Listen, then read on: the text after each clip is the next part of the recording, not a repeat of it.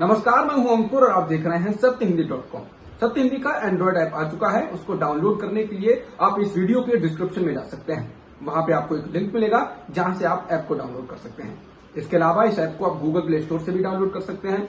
अब एक नजर डाल लेते हैं अब तक की खबरों पर। आरएसएस चीफ मोहन भागवत ने कोरोना के कारण भारत में बने वर्तमान हालात को लेकर कहा है कि कोरोना की पहली लहर के बाद हम सभी लापरवाह हो गए थे। क्या लोग, क्या प्रशासन और क्या सरकार, सभी लोग लापरवाह हो गए। हम सभी जानते थे ये आ रहा है, डॉक्टरों ने आगाह भी किया था, लेकिन इसके बावजूद हम लापरवाह रहे। भागवत ने इसके साथ ही कहा कि अब वो कह रहे हैं कि तीसरी लहर आ रही है, तो क्या हम डर जाएं या इससे लड़ने की तैयारी करें और जीतें। कोरोना संकट में दिल्ली पुलिस ने अपने चिरपरिचित अंदाज में एक और कारनामा किया।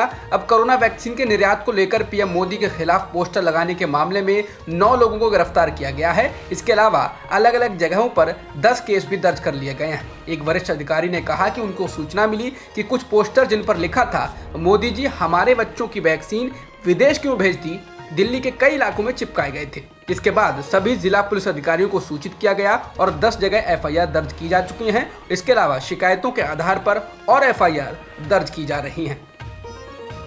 केंद्र द्वारा भेजे गए वेंटिलेटर्स के लगातार खराब होने की खबरों के बीच प्रधानमंत्री मोदी ने आज निर्देश दिया है कि केंद्र सरकार द्वारा मुहैया कराए गए वेंटिलेटरों के इंस्टॉलेशन और ऑपरेशन का तत्काल ऑडिट किया जाए। प्रधानमंत्री ने कहा यदि आवश्यक हो तो स्वास्थ्य कर्मियों के वेंटिलेटर के ठीक से परिचालन के लिए भी प्रशिक्षण दिया जाना चाहिए। इसके अलावा आज पीएम ने कोरोना के कारण बनी स्थिति और टीकाकरण अभियान की समीक्षा के लिए उच्च स्तरीय बैठक की।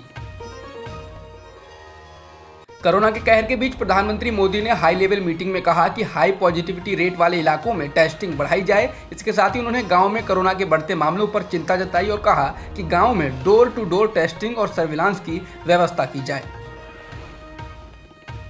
भारत सरकार ने आज कहा है कि भारत में कोरोना से बनी स्थिति में अब सुधार आ रहा है। देश में स्थिति स्थिर हो रही है और सरकार आगे स्थिरता बनाए रखने के लिए काम कर रही है। नीति आयोग के सदस्य वीके पॉल ने प्रेस कॉन्फ्रेंस के दौरान कहा कि देश के 85% मामले 10 राज्यों से ही आ रहे हैं और 11 राज्यों में 1 लाख से अधिक सक्रिय मामले हैं। 17 राज्यों में 50,000 से कम सक्रिय मामले हैं और 8 राज्यों में 50,000 से 1 लाख के बीच सक्रिय मामले हैं।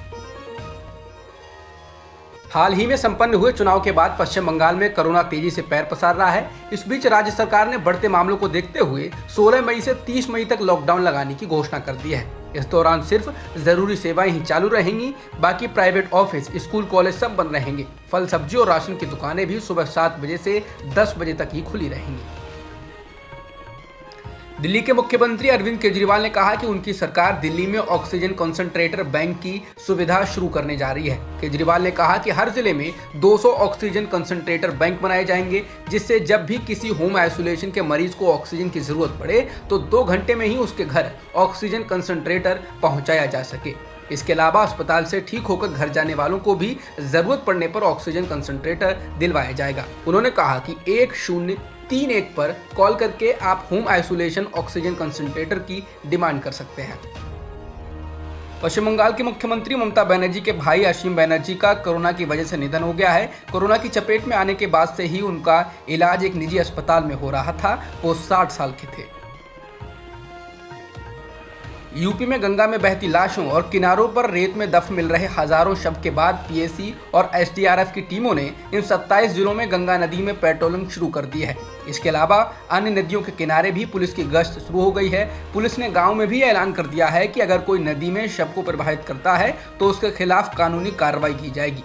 बता दें, दैनिक भास्कर की रिपोर्ट के अनुसार यूपी में गंगा के किनारे के 27 जिलों में 2000 से ज्यादा शव गंगा किनारे पाए गए थे। भारत में कोरोना की दूसरी लहर को लेकर विश्व स्वास्थ्य संगठन यानी WHO के प्रमुख डॉक्टर टेड्रोस एडनोम घेब्रेयेसस ने कहा है कि भारत में कोरोना संक्रमण की स्थिति अब भी बेहद चिंताजनक है। उन्होंने कहा कि भारत में अभी भी कई राज्यों के मामले कम नहीं हो रहे हैं और अस्पतालों में स्थिति बेहद खराब है। वहां मरीजों की भर्ती के लिए मारामारी की स्थिति बनी हुई है। उन्होंने कहा कि भारत में कोरोना महामारी से लड़ने के लिए विश्व स्वास्थ्य संगठन मदद कर रहा है। इजरायल द्वारा किए गए हवाई हमले में गाजा स्थित 12 मंजिला इमारत ढह गई है। इसमें अमेरिका स्थित एसोसिएटेड प्रेस और कतर स्थित ब्रॉडकास्टर अल जजीरा के अलावा काफी दफ्तर थे। रॉयटर्स के अनुसार बिल्डिंग के मालिक को ऐसे हमले के बारे में पहले ही सूचित कर दिया गया था, जिससे बिल्डिंग को पहले ही खाली करा लिया गया था। वहीं अभी तक इस मामले को लेकर इजरायली सेना का कोई बयान नहीं आया है। इजराइल के द्वारा गाजा पर लगातार एयर स्ट्राइक की जा रही हैं और गाजा पट्टी से भी हमास की ओर से रॉकेट दागे जा रहे हैं। इस लड़ाई में अभी तक कम से कम 136 फिलिस्तीनी लोगों की जान जा चुकी है, जिनमें 34 बच्चे हैं और 11 महिलाएं शामिल हैं। इसके अलावा घायलों की संख्या भी 950 हो चुकी है। वहीं हमास के हमले में भी अभी तक 8 इजरायली लोगों की मौत हो चुकी है।